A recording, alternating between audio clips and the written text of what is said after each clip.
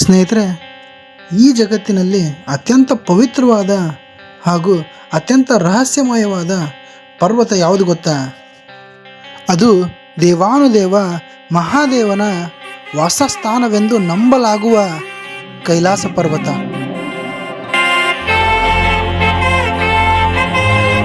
ನೀವು ತಿಳಿಯದ ಕೈಲಾಸ ಪರ್ವತದ ಆಶ್ಚರ್ಯಕರ ಸತ್ಯಗಳು ಏನು? ಮಹಾಶಿವನು ನಿಜವಾಗಿಯೂ ಅಲ್ಲಿ ವಾಸಿಸ್ತಾನ? ಈ ವಿಡಿಯೋ ಕೊನೆವರೆಗೂ ನೋಡಿದರೆ ನಿಮಗೆ ಉತ್ತರ ಸಿಗುತ್ತದೆ ಸ್ನೇಹಿತರೆ.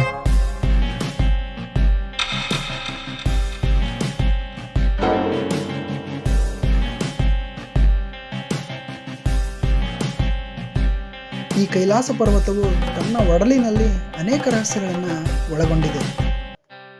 ಹಿಂದೂ ಮತ್ತು ಬೌದ್ಧ ಧರ್ಮದವರು ಈ ಪರ್ವತವನ್ನು ಅತೀ ಪವಿತ್ರವಾದ ತಾಣವಾಗಿ ಪರಿಗಣಿಸುತ್ತಾರೆ.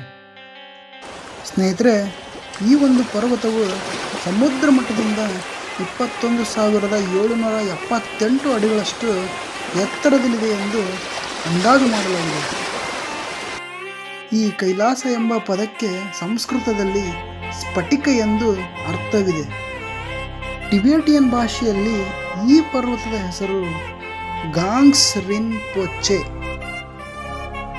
ಅಂದರೆ ಹಿಮದ ರತ್ನ ಎಂದಾಗುವುದು. ಸ್ನೇಹಿತರೆ, ಹಿಂದೂ ಧರ್ಮದ ಪ್ರಕಾರ ಪರಶಿವನು ಕೈಲಾಸ ಪರ್ವತದ ಮೇಲೆ ನೆಲೆಸಿರುತ್ತಾನೆ. ಶಿವನು ಇಲ್ಲಿ ಧ್ಯಾನ ಮಗ್ನನಾಗಿರುತ್ತಾನೆ ಎಂದು ಹೇಳಲಾಗುತ್ತೆ.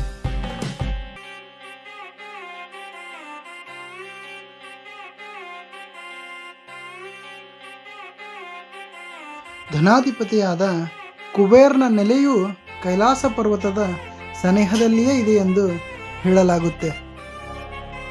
ಭೂಮಿಯ ಒಂದು ಬದಿಯಲ್ಲಿ ಉತ್ತರ ಧ್ರುವವಿದೆ ಮತ್ತು ಇನ್ನೊಂದು ಬದಿಯಲ್ಲಿ ದಕ್ಷಿಣ ಧ್ರುವವಿದೆ. ಇವೆರಡರ ನಡುವೆ ಹಿಮಾಲಯವಿದ್ದು ಈಗೊಂದು ಕೈಲಾಸ ಪರ್ವತವು ಹಿಮಾಲಯದ ಕೇಂದ್ರವಾಗಿದೆ. ಸ್ನೇಹಿತರೆ, ವಿಜ್ಞಾನಿಗಳ ಪ್ರಕಾರ ಇದು ಭೂಮಿಯ ಕೇಂದ್ರವಾಗಿದೆ. ಇದನ್ನು ಅಕ್ಷಮುಡಿ ಅಂತ ಕರೀತಾರೆ. ಈ ಅಕ್ಷಮುಡಿ ಅಂದರೆ ಪ್ರಪಂಚದ ಹೊಕ್ಕಳು. ಈ ಕೈಲಾಸ ಪರ್ವತವು ಒಂದು ದೈತ್ಯ ಪಿರಮಿಡ್ ಆಗಿದೆ ಮತ್ತು 100 ಚಿಕ್ಕ ಪಿರಮಿಡ್ಗಳ ಕೇಂದ್ರವೂ ಕೂಡ ಆಗಿದೆ.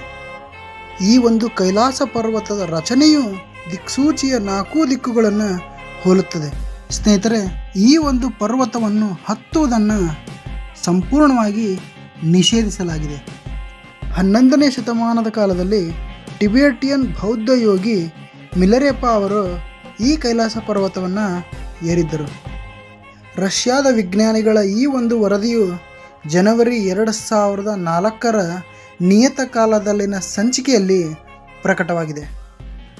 ಮಿಲರೆಪ ಅವರು ಏನನ್ನೂ ಸಹ ಹೇಳದಿರುವುದು ಇನ್ನೂ ನಿಗೂಢವಾಗಿ ಉಳಿದಿದೆ. ಸ್ನೇಹಿತರೆ, ಇಲ್ಲಿ ನಾವು 2 ಸರೋವರಗಳನ್ನು ನಾವು ನೋಡಬಹುದು. ಮೊದಲನೆಯದಾಗಿ ಮಾನಸ ಸರೋವರ. ಈ ಸರೋವರವು ವಿಶ್ವದ ಶುದ್ಧ ನೀರಿನ ಮತ್ತು ಅತ್ಯಂತ ಎತ್ತರದ ಸರೋವರವಾಗಿದೆ. ಈ ಒಂದು ಮಾನಸ ಸರೋವರವು ಹೋಲಿಕೆಯಲ್ಲಿ ಸೂರ್ಯನನ್ನು ಹೋಲುತ್ತದೆ. ಮತ್ತೊಂದು ರಕ್ಷಾಸ್ ಸರೋವರ. ಇದು ವಿಶ್ವದ ಅತಿ ಎತ್ತರದ ಉಪ್ಪು ನೀರಿನ ಸರೋವರ.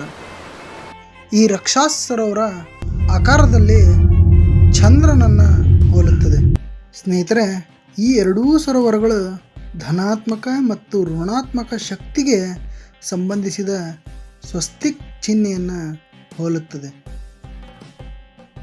ಸ್ನೇಹಿತರೆ, ಜೈನ ಧರ್ಮದಲ್ಲೂ ಕೂಡ ಮೊದಲ ತೀರ್ಥಂಕರರಾದ ಋಷಭದೇವರು ಮೋಕ್ಷ ಪಡೆದ ಸ್ಥಳ ಎಂದು ಹೇಳಲಾಗುತ್ತದೆ. ಸ್ನೇಹಿತರೆ, ಇತಿಹಾಸದಲ್ಲಿ ಕೆಲವರು ಕೈಲಾಸ ಪರ್ವತವನ್ನು ಏರಲು ಪ್ರಯತ್ನಿಸಿದರು ಎಂದು ಕಥೆಗಳಿವೆ. ಆದರೆ ಅದಕ್ಕೆ ಅಧಿಕೃತವಾದ ದಾಖಲೆಗಳಿಲ್ಲ. ಅಲ್ಲಿಗೆ ತಲುಪಲು ದೇಹಕ್ಕೆ ಸಾಧ್ಯವಾಗದಿದ್ದರೂ ಮನಸ್ಸಿಗೆ ಅದು ಸದಾ ತೆರೆದಿರುತ್ತದೆ. ಈ ರಹಸ್ಯಗಳು ಉತ್ತರಕ್ಕಿಂತಲೂ ನಂಬಿಕೆಗೆ ಸೇರಿದ್ದು. ಈ ಪರ್ವತವು ಏರಿಕೆಗಲ್ಲ, ಆತ್ಮಯಾನಕ್ಕೆ. ಕೈಲಾಸ ಪರ್ವತ ಇದು ಒಂದು ಭಕ್ತಿ ಮತ್ತು ಆಧ್ಯಾತ್ಮದ ಸಂಗಮ. ಕೈಲಾಸ ಪರ್ವತ ಇದು ಆತ್ಮದ ಅಂತಿಮ ನೆಲೆ. ಸ್ನೇಹಿತರೆ, ಎಲ್ಲವನ್ನು ಮುಟ್ಟಲೇಬೇಕೆಂದು ಇಲ್ಲ, ಕೆಲವು ವಿಷಯಗಳಿಗೆ ತಲೆಬಾಗಬೇಕು. ಹಾಗೆಯೇ ಶಿವನು ಎಲ್ಲಿದ್ದಾನೆ ಎನ್ನುವುದಕ್ಕಿಂತ ನಾವು ಶಿವನೊಳಗೇ ಇದ್ದೇವೆ ಅನ್ನುವುದೇ ನಿಜ.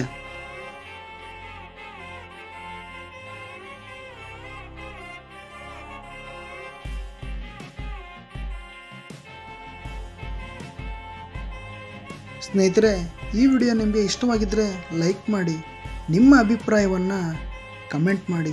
ಮತ್ತಷ್ಟು ವಿಡಿಯೋಗಳಿಗಾಗಿ ನಮ್ಮ ಚಾನಲ್ಗೆ ಸಬ್ಸ್ಕ್ರೈಬ್ ಮಾಡಿ. ಹಾಗೆ ಕೆಳಗೆ ಕೊಟ್ಟಿರುವ ಬೆಲ್ ಐಕಾನ್ ಮೇಲೆ ಕ್ಲಿಕ್ ಮಾಡಿ. ಹರ ಹರ ಮಹಾದೇವ್.